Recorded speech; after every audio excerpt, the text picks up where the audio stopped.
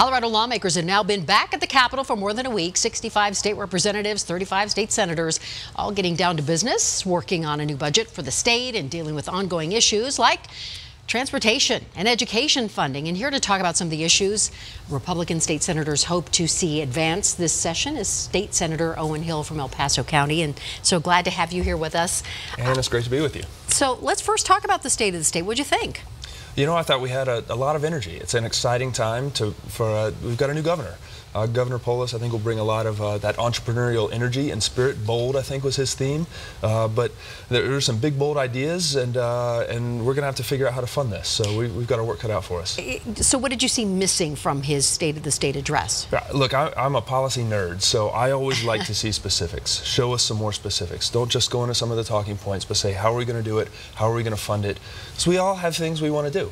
And it's about those priorities. It's about how we fit that into a current funding model. So as a Republican then in the state legislature right now, what are your priorities? How do they fit in with what a Democratic governor has in mind? Well, I came up here to reflect the priorities of the voters that I represent. And for them down in Colorado Springs and folks I talk to across Colorado, transportation is their #1 issue. As you know, we've got a unique problem here. Colorado is such a great place to be, such a great place to live. All these folks moving here, transportation has really taken a hit, and we have underfunded it for years.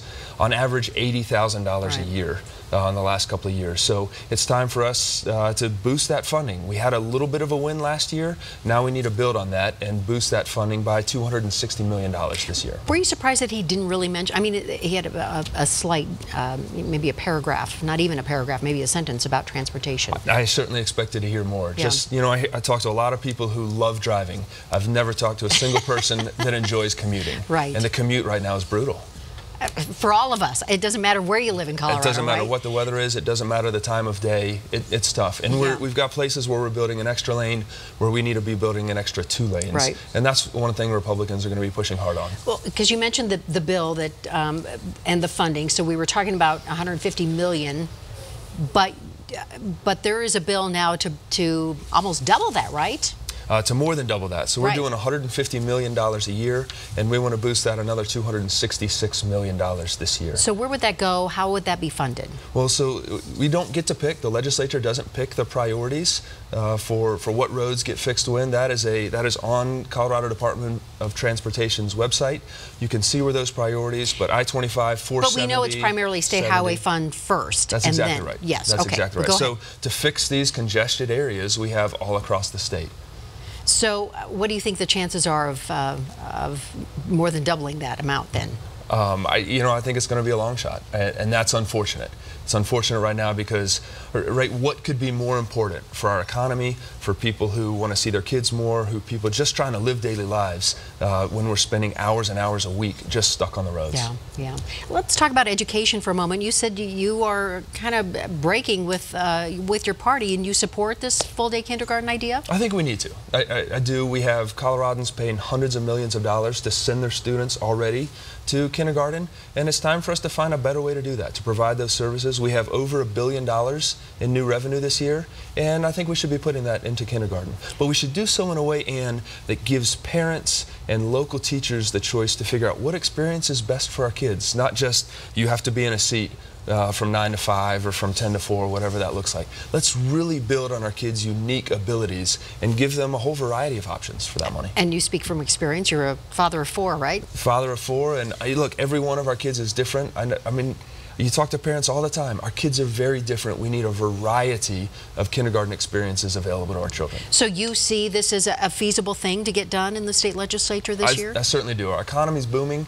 We have more money.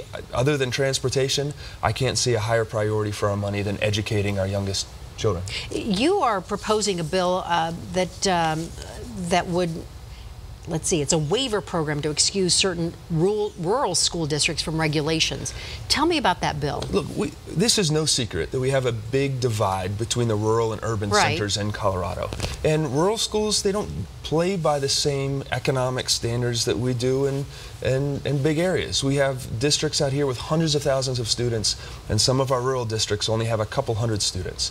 So my proposal is to take off state requirements for what they can and can't do and say, you work in your local community, you have the trust of the parents, make decisions as you see fit, and I should not be one. The state legislature should not be telling them how to do their job. But like what? What specifically? Who they can hire, how they can hire those people, what days they need to be in, how they actually use state testing to hold their teachers and their principals accountable, a whole variety of automatic waivers. Now these waivers, we just took the language, these waivers are automatically available to all public charter schools in the state, right, or in the state, in Colorado.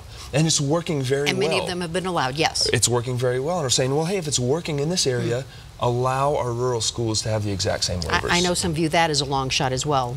It's already been sent to the Kill Committee, which is unfortunate. Yeah. It's unfortunate that we can't, as we're recognizing the failure of our current system and providing all of our kids with better options, that we can't say, look, let's get the government off the back of these rural districts. Well, at least we're talking about it, right? Absolutely, okay, and we'll keep talking about it. All right. Well, thank you so much, Senator Hill. Appreciate you being here and talking with us. Well, Happy New Year. Thanks. It's great to be here. Happy New Year to you.